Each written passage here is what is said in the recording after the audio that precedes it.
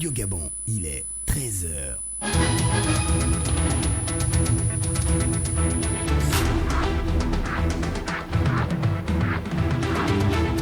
Le journal.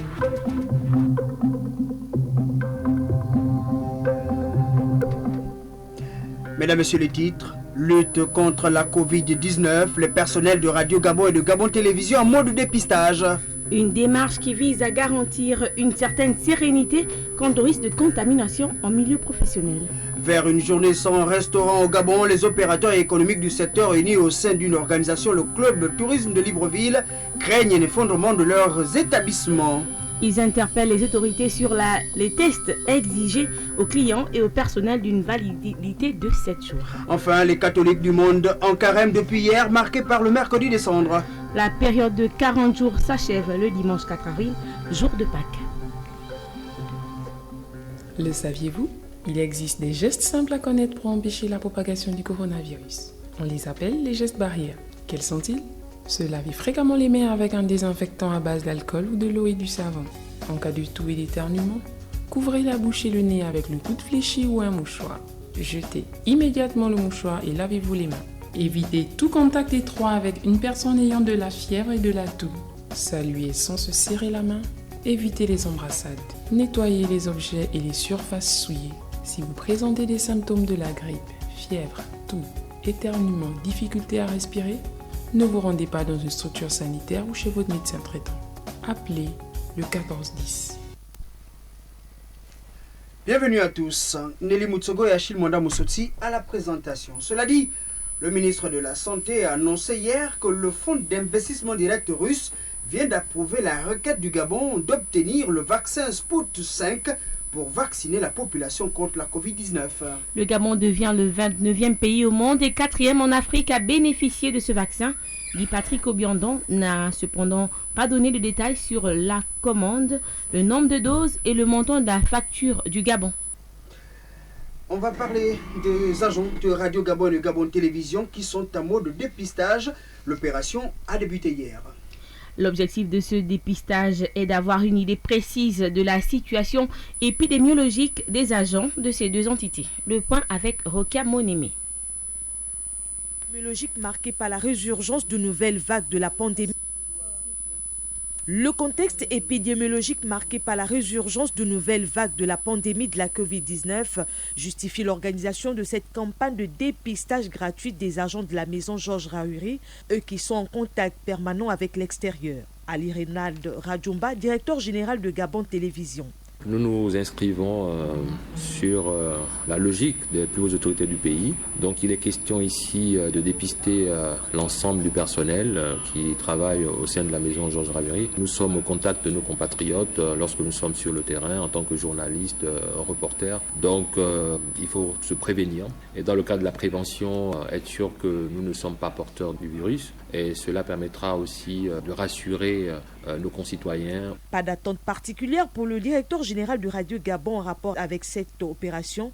Bertrand Ebiagé Angoué invite l'ensemble de ses agents à se faire dépister pour la sauvegarde de leur santé. Les autorités gouvernementales ont estimé que tous les Gabonais doivent se faire dépister. Et nous, en tant que managers de Radio Gabon, nous nous sommes pliés à cette exigence. Et nous avons demandé aux collaborateurs également de le faire. Je le recommande vivement à tous les agents de Radio Gabon de pouvoir se faire dépister parce que de là commencera notre sauvegarde, la sauvegarde de la santé de nos collaborateurs. Les agents dépistés ont livré leurs sentiments. Il est très nécessaire de se faire dépister parce que nous sommes ici en milieu professionnel et nous nous côtoyons tous les jours. Moi, je suis technicien radio, on reçoit les invités. Et nous sommes entre nous, il y a les techniciens, il y a les animateurs, il y a les journalistes. Nous nous côtoyons à tout moment. Ça s'est bien passé. C'est vrai qu'on a souvent un petit peu les appréhensions, mais c'est quand même mon 3e dépistage. Donc c'est vrai, on a un petit peu peur de savoir quel sera le statut, mais j'espère que tout ira mieux pour moi, parce qu'au quotidien je suis sur le terrain, je côtoie énormément de personnes, parfois qui n'ont pas de bavette, les mesures barrières ne sont pas souvent respectées, mais j'espère que tout ira mieux pour moi. Rappelons que cette opération qui a démarré ce mercredi 17 février 2021 compte s'achever ce vendredi 19 février 2021. Rokia Moneme. vers la fermeture des restaurants au Gabon. Les opérateurs économiques de l'hôtellerie, restaurants, bars, agences de voyage et de tourisme, ainsi que les compagnies aériennes, établissements de nuit et de l'événementiel, regroupés au sein d'une entité dénommée le Club Tourisme de Libreville, sont en colère. Réunis hier à Libreville, ils protestent contre les tests Covid négatifs exigés aux clients et personnels avant de solliciter un assouplissement des mesures restrictives de lutte contre la Covid-19 et un accompagnement pour tenter de sauver leur secteur d'activité.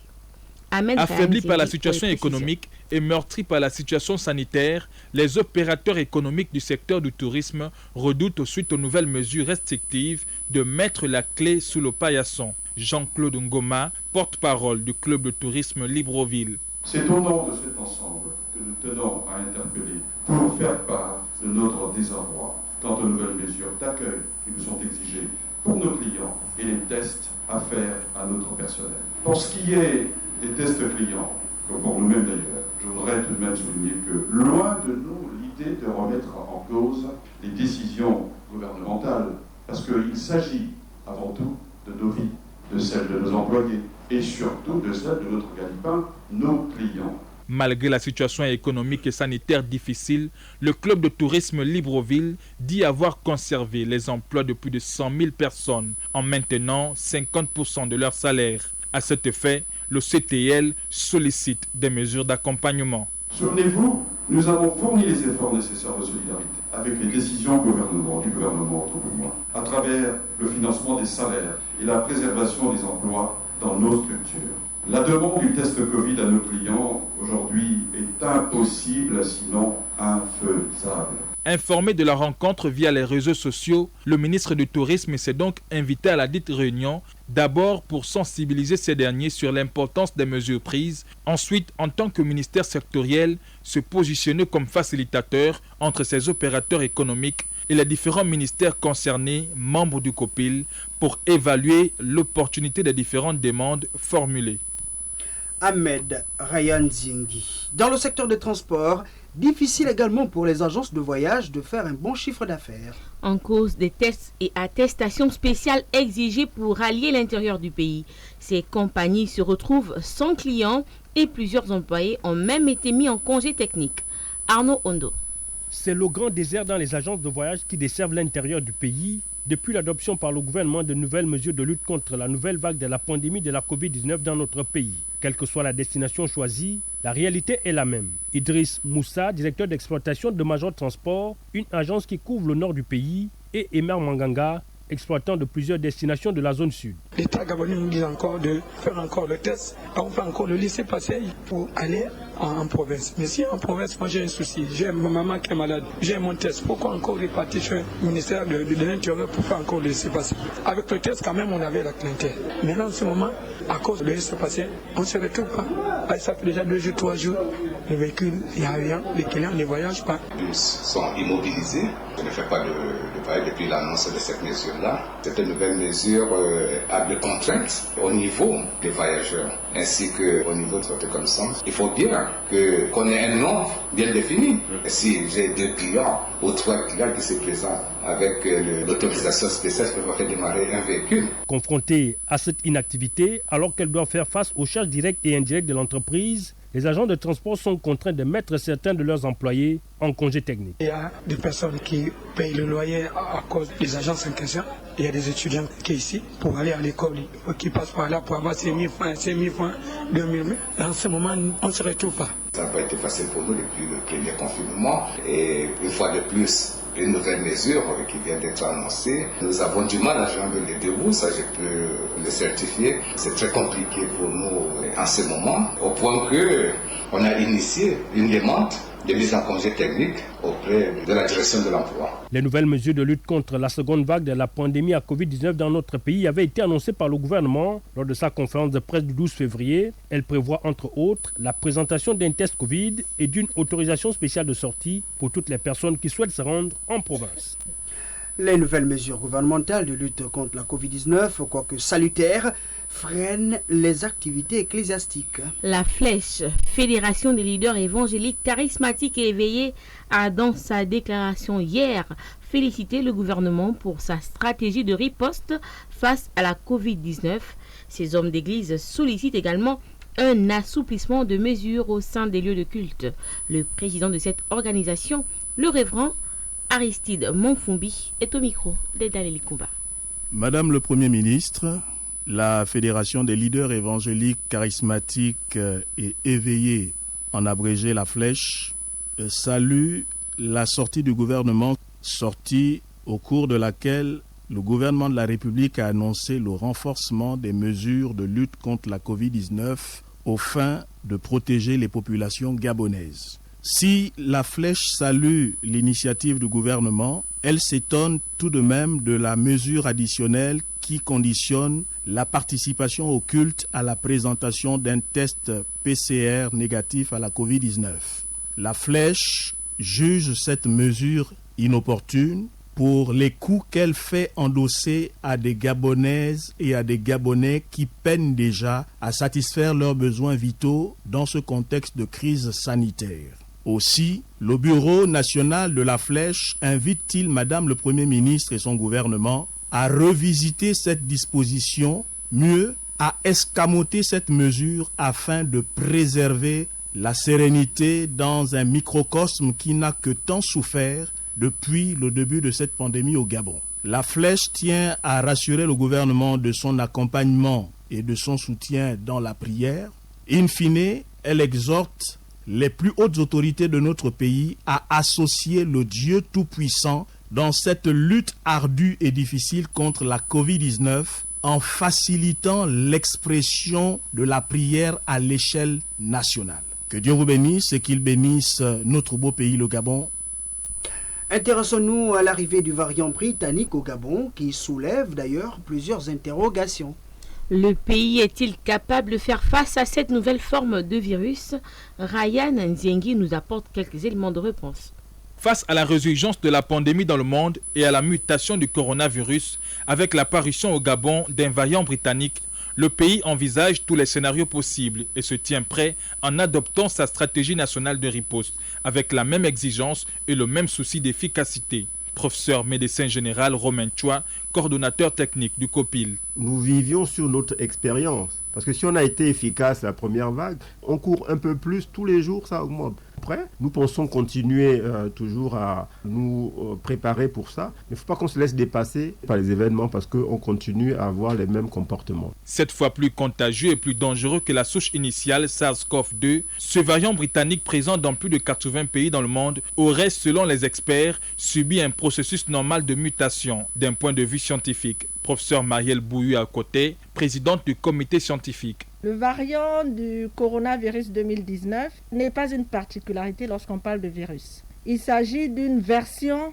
de la souche virale ou du virus qui circulait depuis novembre 2019 à Wuhan. Comme tous les virus, au cours de leur multiplication et lorsqu'ils se reproduisent, ils ont soit des pertes d'informations génétiques qu'on appelle des mutations, soit au contraire des ajouts d'informations génétiques. Il s'agit toujours de mutations au niveau de leur génome qui leur permet d'échapper au système immunitaire des personnes qu'ils infectent afin de continuer à se reproduire. C'est leur mécanisme de survie. Donc, il y a déjà eu à peu près 4000 variants de la protéine Spike qui compose le virus. Il a apporté une caractéristique qui rendait le virus non seulement plus contagieux, mais aussi un peu plus virulent. Face à cette seconde vague de la pandémie à coronavirus, le Gabon a su faire preuve du sens de l'anticipation en appliquant le principe de précaution, principe fondateur de la stratégie nationale de riposte face à cet ennemi commun qu'est la Covid-19.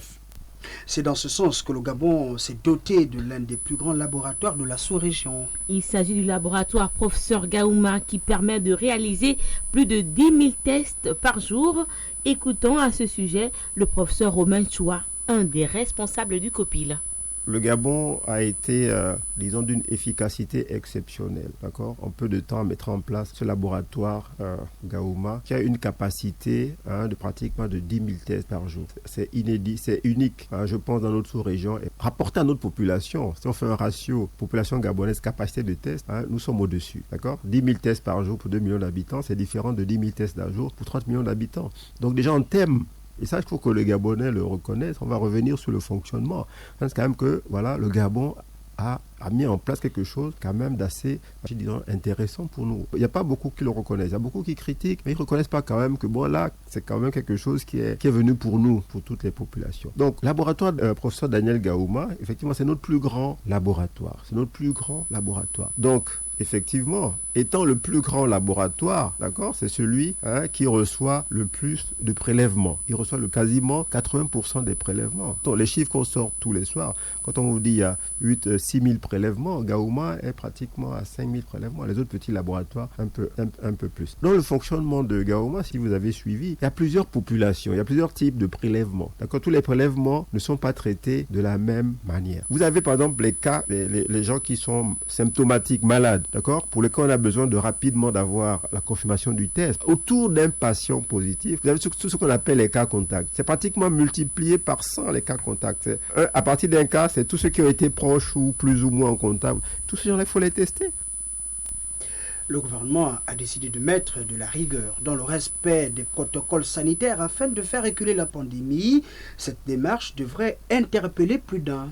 Déjà 75 décès au Gabon, un chiffre qui fait peur. À côté, il y a les complications respiratoires des patients qui sont actuellement en réanimation dans les structures sanitaires, comme nous le dit le professeur Romain Choua.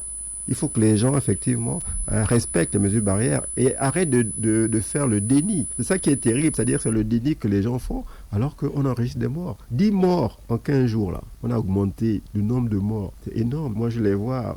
On a été avec le ministre visiter certains patients. Bon, ils étaient conscients. Ils étaient sous oxygène. 15 litres par minute de consommation d'oxygène. C'est du jamais vu. Habituellement, on consomme moins de 5 litres quand on est à l'hôpital. D'accord ? Ça veut dire que là, les gens sont demandeurs d'oxygène. 15 litres par minute. 15 litres par minute. Vous voyez ce que je veux dire? Donc en fait, on peut pas se permettre. Bon, les gens disent voilà, bon, c'est inventé, les chiffres sont inventés et tout. Mais ce qui se passe dans le secteur pétrolier, d'accord? Vous voyez, ce matin, dans un seul site, 56 cas positifs. Je veux bien qu'on dise que effectivement ça n'existe pas, mais c'est pas nous. Moi, je suis pas à Makoko. À Makoko, ils ont trouvé. Jusqu'à présent, Makoko, il n'y avait rien. Tellement 6. À Lambaréné, vous en avez, ces gens qui viennent de Port-Gentil. On sait ça. Ils viennent de Port-Gentil. Voilà. Donc à un moment donné, il va falloir décider si on ferme un certain nombre de choses entre les voyages entre Port-Gentil et Lambaréné, par exemple, par voie fluviale. C'est tout ça. Donc je pense qu'aujourd'hui, tout le monde doit se préparer. Tout le monde doit se préparer. J'espère qu'on ne va pas y arriver, mais c'est parce qu'on aura tous compris et qu'on arrête de continuer à faire croire qu'effectivement les chiffres sont faux, que nous inventons pour obtenir ceci, cela, que nous voulons confiner la population. Dans quel but, je ne sais pas trop pourquoi, puisqu'il y a notre économie quand même qui prend un coup. Mais je ne pense pas qu'à 2 millions d'habitants, on va se permettre effectivement d'enregistrer un nombre de décès aussi important pour une seule maladie, sans compter les autres maladies. Donc si on peut prévenir, d'accord, que guérir, autant prévenir. Professeur Romain Choua, invité de la note explicative sur Radio Gabon, une émission animée par Nick Jocelyn Fouba. Faisons un focus sur l'hôpital de campagne d'Angonje. Cette structure située dans l'enceinte du stade de l'Amitié reçoit les malades atteints de Covid-19. Le professeur Romain Choua nous en parle au micro de Nick Jocelyn Fouba. C'est un hôpital sous tente. Cet hôpital sous tente, nous le déployons là où nous allons. En 24 heures, l'hôpital est monté. Les personnels arrivent, ils travaillent. Donc, justement, ce que le chef de l'État a voulu, c'était qu'effectivement, nous puissions disposer d'un hôpital de campagne dédié au Covid. Un peu à l'image de l'hôpital médico-chirurgical campagne que nous avons. Et à ce moment, il fallait donc choisir soit un hôpital sous tente ou un hôpital dans un bâtiment ou sous dur. Et le choix a été porté sur le stade de l'Amitié, le stade d'Angonje, donc le stade que nous connaissons tous. Nous avons organisé la CAN 2012 et 2017, donc qui dispose d'un espace sécurisé avec des salles adaptées et qui a été transformé transformé en hôpital de campagne. La confusion qui s'est installée est liée au fait qu'il y avait déjà l'hôpital d'instruction des armées d'Akanda, qui était donc un hôpital dédié pour la Covid, et ensuite on a érigé l'hôpital de campagne également d'Akanda. Donc pour les gens, ils ne savaient pas trop où se trouvait l'un ou l'autre, mais je confirme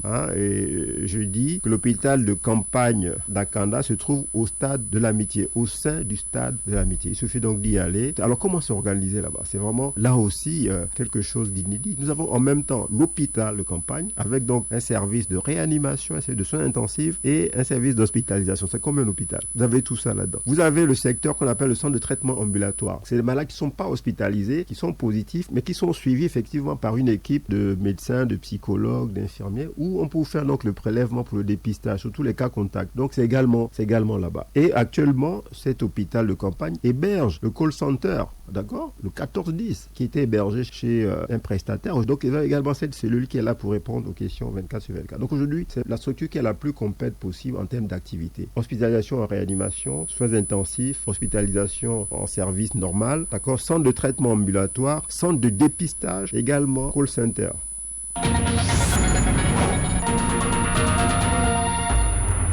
Un mot de religion, la communauté chrétienne catholique du monde, désormais en carême.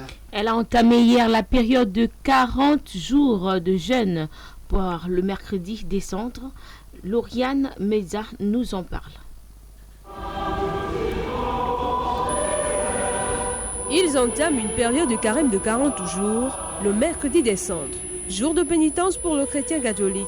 Une messe particulière a été dite cette année du fait des restrictions sanitaires liées à la Covid-19 qui imposent d'importantes contraintes, comme le nombre limite de fidèles. Après homélie, on asperge quelques gouttelettes de cendre sur l'offrand. Pour le chrétien, les habitudes restent les mêmes. Pour l'organisation, c'est très simple. Je prie chez moi. Depuis même l'annonce du Covid-19, là, je prie chez moi avec mes enfants. J'ai la chapelle à la maison que j'utilise quand je veux prier. Donc, ça ne me pose pas problème. L'archevêque Jean-Patrick Ibaba a dressé dans un communiqué un programme pour mieux accompagner les fidèles en cette période trouble. Certains optent plus pour des prières à domicile. Nous avons l'habitude de prier en famille. Actuellement, à la maison, nous ne sommes que deux, mon épouse et moi. L'archevêque a publié un programme que nous allons essayer de suivre. Et je pense que ce sera beaucoup plus facile pour nous de le suivre à domicile.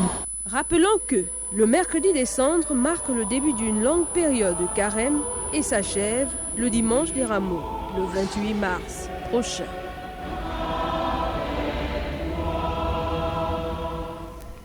Lauriane Meza, merci pour ce reportage. Intéressons-nous cette fois aux nouvelles hors de nos frontières avec vous, Caroline Assoumou-Mombe. Bonjour. Bonjour Achille. D'abord, l'ouverture hier à Kigali, au Rwanda, du procès de Paul Rusesabagina, héros du film Hôtel Rwanda. Il est visé par 13 chefs d'accusation, dont ceux de terrorisme, meurtre et financement de rébellion, pour son soutien présumé au Front de Libération Nationale, FLN, groupe rebelle accusé d'avoir mené ces dernières années des attaques meurtrières au Rwanda. Ensuite, la justice française a requis hier en appel 2 ans de prison avec sursis contre un ancien ministre burundais et son épouse. Gabriel Ponzangara et son épouse sont soupçonnés d'esclavage moderne. Ils ont exploité un compatriote pendant 10 ans dans leur maison en région parisienne. Enfin, après plusieurs mois de contestation, les Sud-Africains ont finalement accepté le vaccin Johnson & Johnson. C'est cela, ils ont reçu hier la première dose du vaccin contre le coronavirus. Le président sud-africain Cyril Ramaphosa a été également vacciné. L'Afrique du Sud est ainsi devenu le premier pays au monde à utiliser les doses du laboratoire Johnson & Johnson.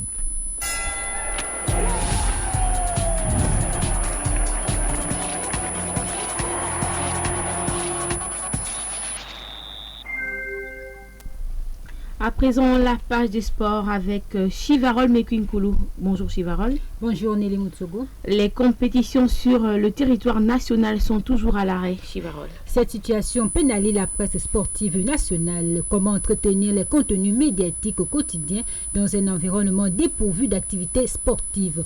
On a posé la question à quelques directeurs de publication, Euphrem Biyogo et Pepe Ndomeyo. Ils sont respectivement responsables des médias Café Sport Plus et le Sport Gentillet. Ils sont au micro de Berlec Lekoba. Avant cette pandémie coronavirus, je tournais avec 4 équipes. 4 équipes, aujourd'hui nous sommes à peine 2. Et la moyenne jour était de 4 à 5 sujets jour. Aujourd'hui nous n'en faisons que 2. Et nous qui vivons uniquement du sport, je vais dire entre guillemets, nous n'avons que cette activité professionnelle, c'est parler du sport. Nous sommes des journalistes sportifs, moi et toute mon équipe. Vous voyez bien qu'en termes de régularité dans le fonctionnement, ce n'est plus ça parce que il arrive de temps en temps que nous passons 24 heures sans pouvoir expédier un seul article en ligne. Aujourd'hui, nous faisons beaucoup plus dans les interviews, nous parlons beaucoup plus des situations hors terrain, nous voyons les fonctionnements des clubs, des fédérations, des présidents de fédérations, des présidents de clubs, des présidents de structures. Donc vous comprenez qu'aujourd'hui, avec cette nouvelle manière de faire, il est difficile, sinon quasiment impossible de rester dans cette production quotidienne et un rythme de production assez important. Nous avons donc dû revoir cette production et aujourd'hui nous réussissons à produire un article par jour au lieu de ce qu'on faisait dans le temps. Depuis l'absence des compétitions locales, d'autres ont réussi à se réorienter pour fabriquer des contenus sportifs au quotidien. Jean-Claude Nounamo, directeur général de Gabon All Sport, et Hervé David Magena, chef de service sport de Radio Gabon, nous disent comment ils parviennent à contourner ces difficultés depuis plusieurs mois. Gabon All Sport a cet avantage d'avoir des correspondants dans tout le Gabon. C'est ce qui fait beaucoup plus notre force actuellement, c'est que nous recevons de temps en temps des dépêches de nos différents correspondants. À l'international également, nous recevons quelques dépêches et c'est ça qui fait que certains peuvent penser que nous avons assez de papiers, assez d'informations qui reviennent de l'international. On s'intéresse beaucoup plus aujourd'hui vers les championnats européens où évoluent donc les internationaux gabonais. On essaye chaque jour d'avoir des nouvelles de nos footballeurs internationaux qui évoluent donc dans ces championnats européens. Parfois, il nous arrive d'avoir des interviews, on essaye d'avoir des nouvelles de nos footballeurs, comment ils vivent cette crise sanitaire qui a complètement impacté donc le quotidien donc de ces sportifs.